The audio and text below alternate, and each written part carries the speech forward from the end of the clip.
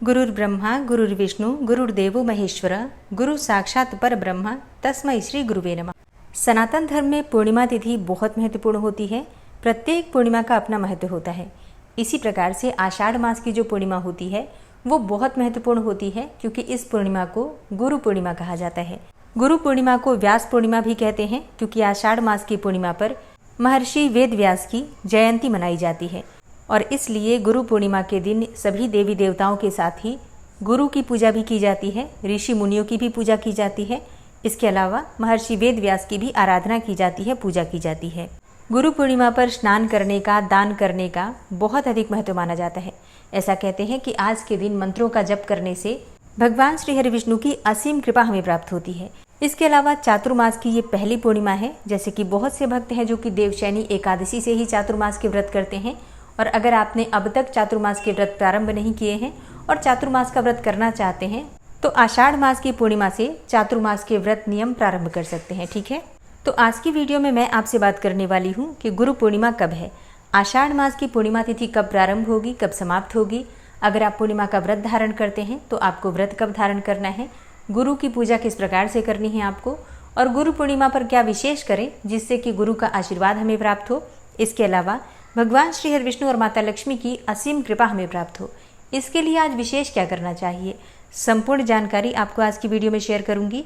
तो बहुत महत्वपूर्ण है आज की वीडियो, पूरा ज़रूर देख लीजिए और वीडियो अच्छी लगे तो इसे लाइक भी ज़रूर कीजिए। तो सबसे पहले जानते हैं कि पूर्णिमा तिथि कब प्रारंभ हो रही है, कब समाप्त हो रही है और पूर्णिमा का व्रत हमें कब धारण करना है। पूर्णिमा तिथि का प्रारंभ हो रहा है 28 जुलाई 2026 को शाम को 6:19 पर और पूर्णिमा तिथि का समापन होगा 29 जुलाई को रात्रि में 8:05 पर। तो आषाढ़ मास की पूर्णिमा गुरु पूर्णिमा 29 जुलाई 2026 बुधवार को मनाई जाएगी।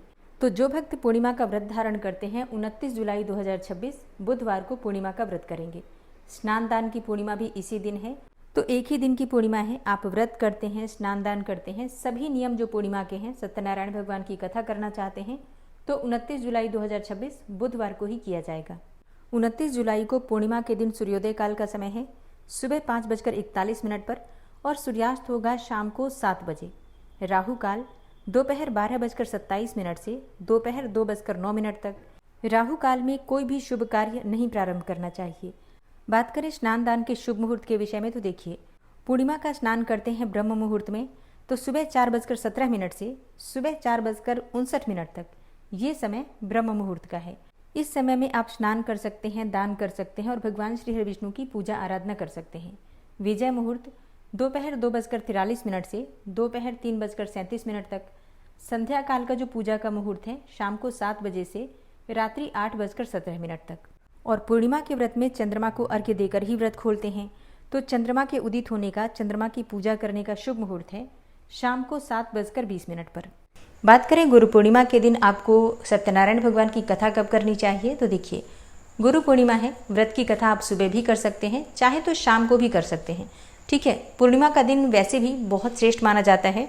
इस दिन सत्यनारायण भगवान की कथा जरूर करनी चाहिए। अगर ब्राह्मण बुलाकर करवाना संभव हो तब तो अत्यंत ही श्रेष्ठ है, नहीं तो स्वयं से भी कथा का पाठ कर लें तो भी श्रेष्ठ होगा। ठीक है, जैसे भी बन पड़े कथा अवश्य कीजिए। भगवान सत्यनारायण की पूजा करने से किसी भी प्रकार की कामना हो पूर्ण हो जाती है और कोई भी परेशानी हो दूर हो जाती है।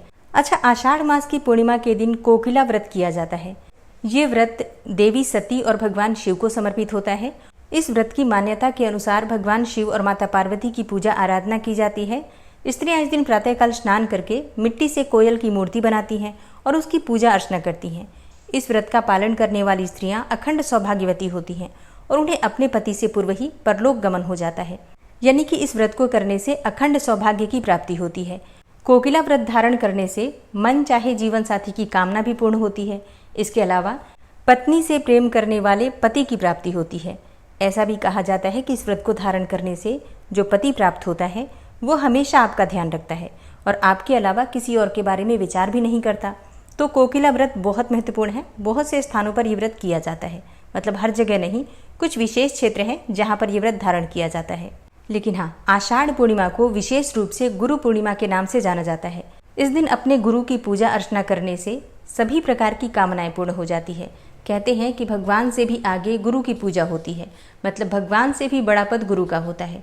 तो इस दिन सुबह स्नान करके और भगवान श्री हरिविष्णु की विधि विधान से पूजा करने के बाद अपने गुरु के दर्शन कीजिए, उनकी पूजा आराधना कीजिए, जो भी आपकी सामर्थ्य हो सामर्थ्य के अनुसार दान दक्षिणा दीजिए और उनका आशीर्वाद प्राप्त कीजिए। इससे आपकी बहुत सारी परेशानियां स्वतः ही समाप्त हो जाती हैं। अब मान लीजिए कि आपने दीक्षा नहीं ली है, आपके गुरु नहीं है, तो ऐसी अवस्था में क्या करें? तो ऐसी अवस्था में आप भगवान शिव को भी गुरु मान सकते हैं, वेद व्यास की पूजा कर सकते हैं, क्योंकि वेद व्यास को भी गुरु के स्वरूप में ही पूजा की जाती है। इसके अलावा भगवान श्री कृष्ण जो कि जगत के गुरु हैं, उनकी आराधना आज के दिन जरूर करनी चाहिए। तो भगवान श्री कृष्ण और वेद व्यास जी की पूजा तो सभी को करनी है, लेकिन इसके अलावा अगर आपके कोई गुरु हैं तो उनकी आराधना भी आपको करनी है। और जिनके गुरु नहीं हैं, भगवान श्री कृष्ण की विधि विधान से पूजा कर लीजिए, वही आपके गुरु हैं, क्योंकि वो सबके गुरु हैं। वंदे कृष्णम जगत गुरु। अच्छा, गुरु पूर्णिमा के दिन विष्णु सहस्त्रनाम का पाठ करना बहुत श्रेष्ठ माना जाता है। आप चाहें तो आज से प्रारंभ करके, मतलब गुरु पूर्णिमा से प्रारंभ करके और पूरे चातुर्मास में आप विष्णु सहस्त्रनाम का पाठ करें, तो इससे भगवान श्री हरिविष्णु और माता लक्ष्मी दोनों की कृपा आपको प्राप्त होगी। तो दोस्तों, ये है आज की वीडियो। उम्मीद करती हूँ आपके लिए उपयोगी होगी। वीडियो अच्छी लगी हो तो लाइक कीजिए, शेयर कीजिए और चैनल पर पहली बार आए हैं तो सब्सक्राइब करके बेल आइकन को ज़रूर प्रेस कर लीजिए। मिलती हूँ मैं आपसे अगली वीडियो में, तब तक के लिए जय श्री राधे।